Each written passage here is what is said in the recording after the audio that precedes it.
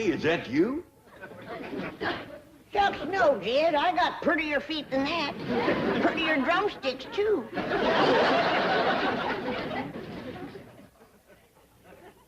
Well, them is them fancy towels Mr. Drysdale give us. Yeah, he says they're beach towels, but we use them right here. Granny, we get company coming, and I reckon you'd like to get some victuals going. Who's coming?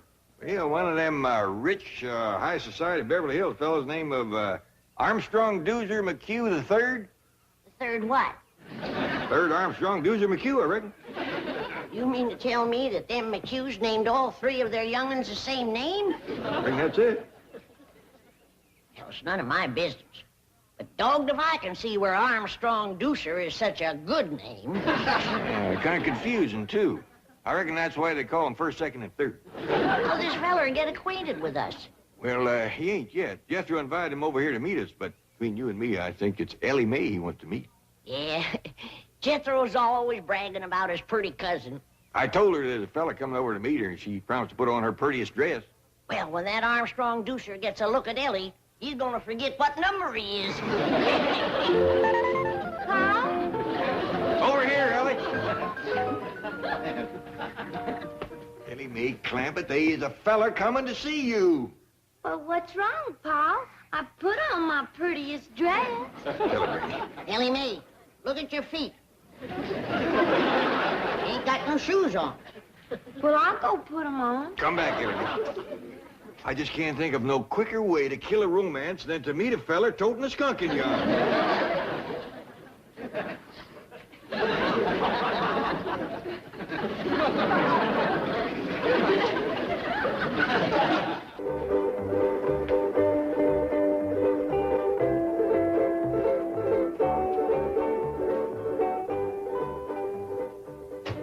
Is this the Clampett residence?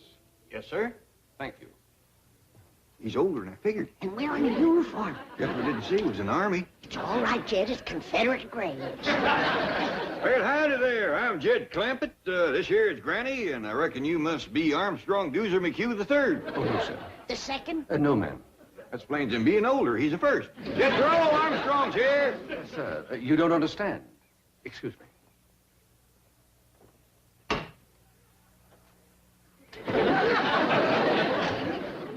Mr. Clampett, I am Armstrong Doozer McHugh III. Well, howdy there, Armstrong. I fear you're mighty young for Ellie. Sir, I'm here to play with Jethro. We're classmates in the 5th grade. Granny, shake hands with Armstrong Doozer McHugh III. Howdy, third. I am delighted to make your acquaintance. Mighty big spread of years between the first and the third. It appears to me the second would be just about right for Ellie. Miss Jethro! Oh, please, sir, please. Master Armstrong is very delicate. Jethro won't hurt me. He's my friend. But you might get a nosebleed at that altitude. Master Armstrong is under the care of several specialists. He's very sickly. Wilkins, please. Last week, we had nurses around the clock. Even got a sick clock. Master Armstrong, please. You're not to get excited. Would you like a tranquilizer? No. Come on, everybody. Let's go in the house. I got some victuals cooking. One moment, please. I must go in the house before Master Armstrong. I'm sorry about Wilkins, but he has his orders.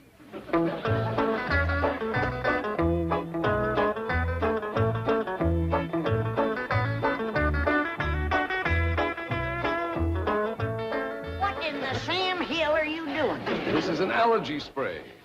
He ain't got no allergies. Master Armstrong has several. And spray him.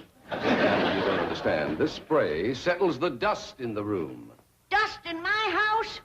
Why, if you weren't wearing the uniform that I dearly love, I'd ram this down your throat and reach in and push the button. Granny, calm down. Well, I just mopped and cleaned in here just this morning. Madam, the air is filled with minute particles invisible to the naked eye. I don't see them. Hope you brought your swimsuit, little doozy. We got a dandy big cement pond here. Oh, I'm afraid I don't know how to swim. Oh, Jethro will learn you. Oh, no. Master Armstrong's not allowed in the water. No wonder he's got all them allergies. A good hot bath with lye soap. That's what he needs. Lysol? Master Armstrong, I don't think I should leave you here. Please, Wilkins. Well, I'll take your temperature and blood pressure before I go. No, Wilkins, I feel fine. Oh, very well. With whom shall I leave the young master's schedule on rest, diet, medication, and telephone numbers of doctors? Well, if it's anything to do with Doctor and Granny, here's the best. Very well. There you are. Now then, antihistamine pills, tranquilizers, acid pills, anti-acid pills, vitamins, iron, liver, yeast extract, antibiotics. Open up, Master Armstrong. It's time for your throat spray. Just a precautionary measure to see that he fights off the respiratory virus. If that rascal comes around here, I'll fight him. Over to school, all the big fellas is always picking on little Doozy. But not when Jethro's around. Oh, I almost forgot. The oxygen tent is in the car. Where shall I set it up? Tent? Yes, sir. Master Armstrong usually spends an hour a day in it. Oh, you like camping, do you? I'll say he does. He's happy as a itchy pig rubbing against a real fence. Speaking of pigs, I got some hog jowl stewing and a possum pie in the oven for this little feller's lunch. Come on. Hog jowl. Possum pie. Do you intend to feed those things to Master Armstrong? Why, don't he eat that good at home? Oh, he has an extremely delicate digestive system. At present, he's on a diet of special Swiss yogurt. We hunted all over Beverly Hills to find it. Jethro, get out your rifle and hunt down one of them Swiss yogurts. Okay, Uncle Jed. Oh, and I'll take little Doozy along to make sure I shoot the right kind. Sure. Reckon Granny will know how to cook it once she sees it. Does it run or fly? Neither. Yogurt is inanimate. It just lies there. Ain't gonna be much sport to shoot, Jethro. That's a fact. Hi, has anybody seen little Charlie? A dog! Go away. Master Armstrong's allergic to all animals. Ellie! Charlie got in the kitchen. Ah! A skunk! Oh, city feller, I wouldn't do that if I was you. He might just return the favor.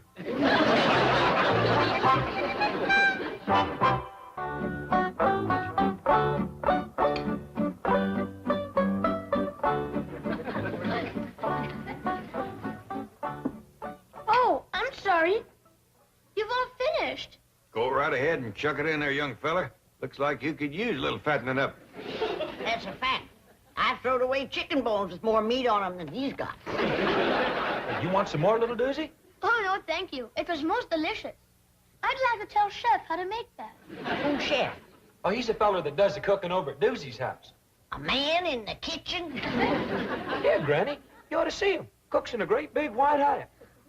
Well, the first thing to tell him to do is to get rid of the hat and do his cooking in a pot. Well, how come your ma don't do the cooking, little Doozy? Who? Your ma. Oh, Mother. I don't believe she knows where the kitchen is. On her rare visits home, I've never seen her there. Visits home? My mother and father spend most of their time traveling. Oh, drummers, huh? What do they sell? Oh, they don't work. They just travel. How come? I really don't know. I imagine they enjoy it. Well, don't you miss your ma and pa? Oh, they write to me regularly, every month or two. I have a marvelous collection of foreign stamps. And they always telephone me on my birthday. That's right, friendly of them. Well, who looks after you, little Doozy? Oh, mostly the governess. Governess?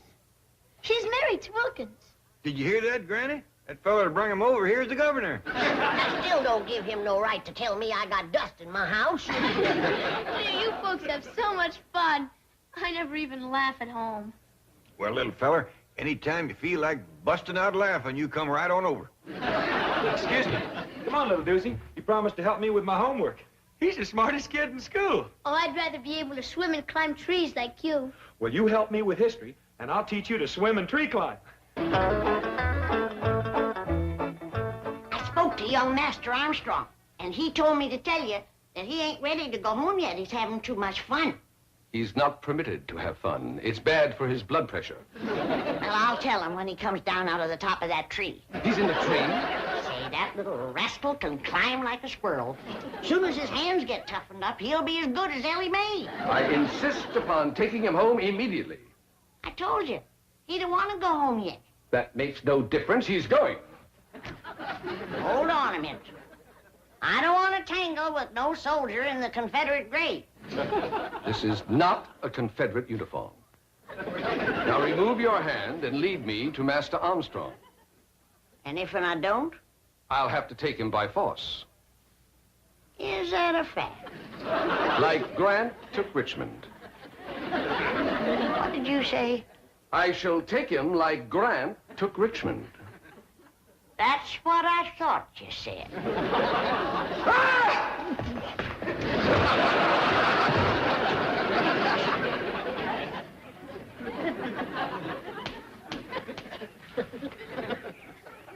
I'll be back. Well, you better bring Grant with you, and his whole army.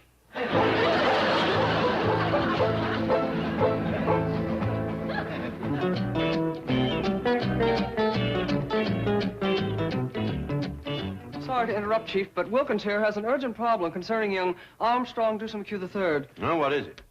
Well, to fill you in, Chief, Armstrong Dewsum McHugh III's father, Armstrong Dewsum McHugh II, has appointed the bank executor of his will, administrator of his estate, and guardian of Armstrong Dewsum McHugh III in case something should happen to Mr. and Mrs. Armstrong Dewsum McHugh II. And that is why Wilkins here, and very wisely, has come to you in this crisis. What is the crisis? I forgot. Oh, yes. Young Master Armstrong is being held a prisoner. Call the FBI. Do you know who has him? A hillbilly family called the Clampetts. J. Edgar Hoover, please. Never mind, hang up.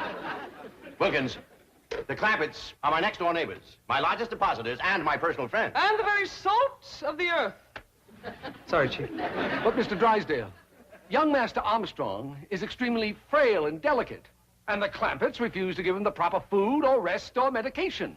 They're exposing him to great danger. Get the Clampetts on the phone. They won't harm the boy. But I'm afraid they already have. They've got him climbing trees and eating possum pie. Delicious. But they're violent people. Granny threatened me with a shotgun. What did you say about the South? The South what? Granny! Jane Hathaway here. Could you call young Armstrong Dewsum McHugh III to the telephone? I don't hardly think so. He went out to the cement pond to swim.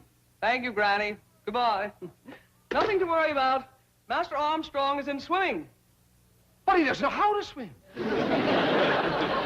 Jethro, I don't know how to swim. Oh, don't let that worry you, little doozy. We can learn anybody. Why, heck, Ellie Mae even learned her cat. Come on, Rusty. Look there.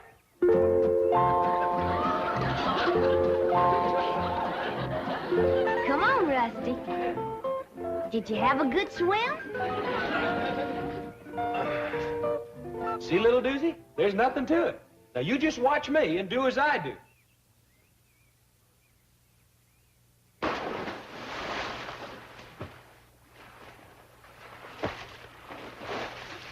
Come on, little doozy.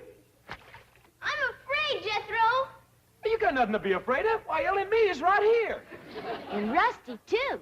I'll do it if Big Jethro commands me to. Big Jethro says, dive in and swim.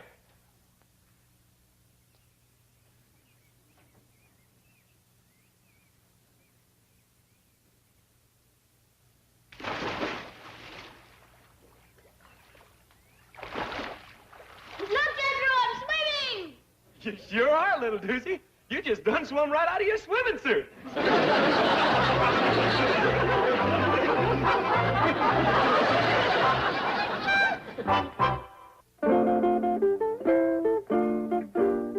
Nice and soft here so nobody won't get hurt none.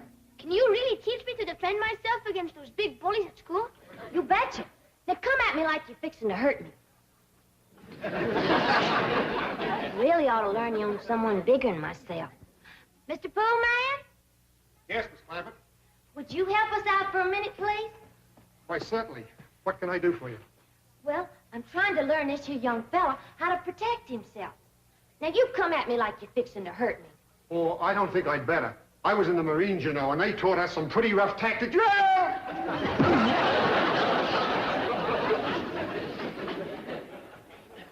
By any chance, were you in the 3rd Battalion?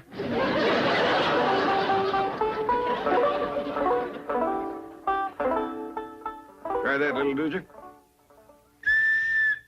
It works. Now, I'll tell you what you can do. You whittle yourself a whole bunch of these, different sizes, tie them together side by each. You can play a real tune. But I don't have a knife, sir. Well, I'll tell you what.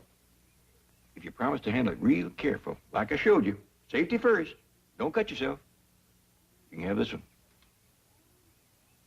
Gee, thank you, Uncle Jed. You know, by rights, I ain't your Uncle Jed, just Jethro. Oh, yes. I'm sorry, Mr. Clampett. Seeing as how you're such a good friend of Jethro's, you can call me Uncle Jed.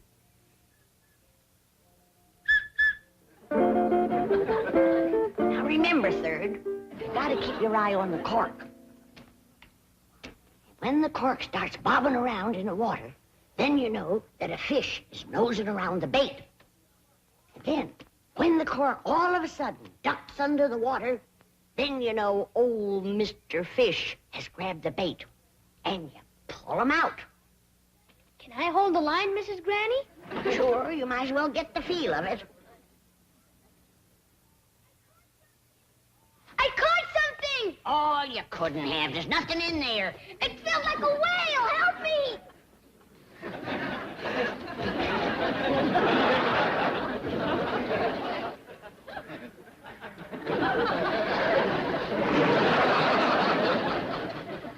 I figured I'd let little Lucy see what it was like to catch a big old catfish. You hold it kind of loose this way, you bring your arm back, and just as you let it fly, you give it a little spin. You watch. Perfect ringer, Uncle Jed. Yeah. Now, you try.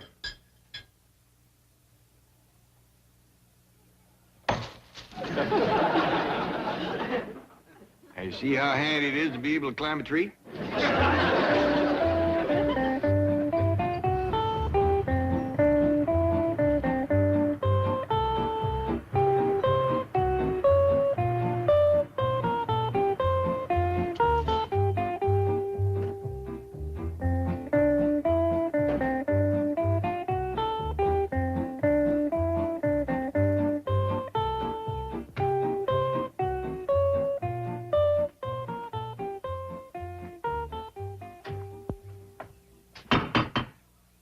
Now, be of good cheer, Wilkins. I am confident that we shall find everything here in possum pot.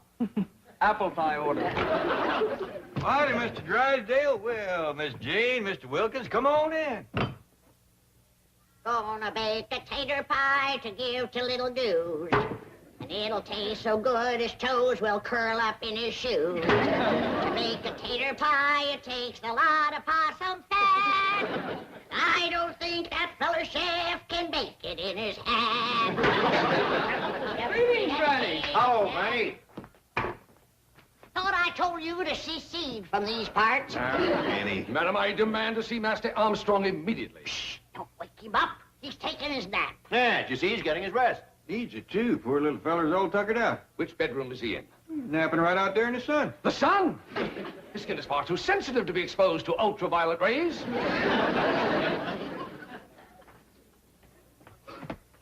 He's allergic to animals.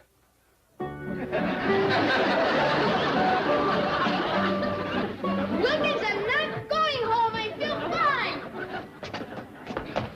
You're coming home and have an antiseptic bath and then spend an hour in your oxygen tent. Wilkins, I'm not going. Then I'll take you by force.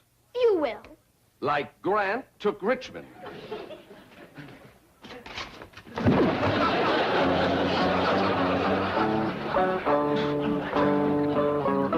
Master Armstrong.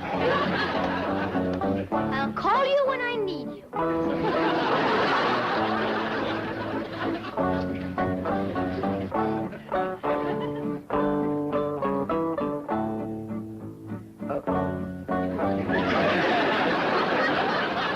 Go away. Scat. Scat. Scat. Scat. I wouldn't do that if I was...